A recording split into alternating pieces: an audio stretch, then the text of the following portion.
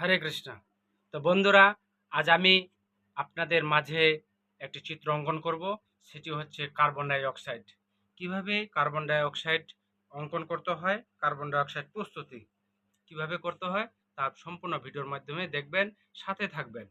অবশ্যই like, comment, share করবেন।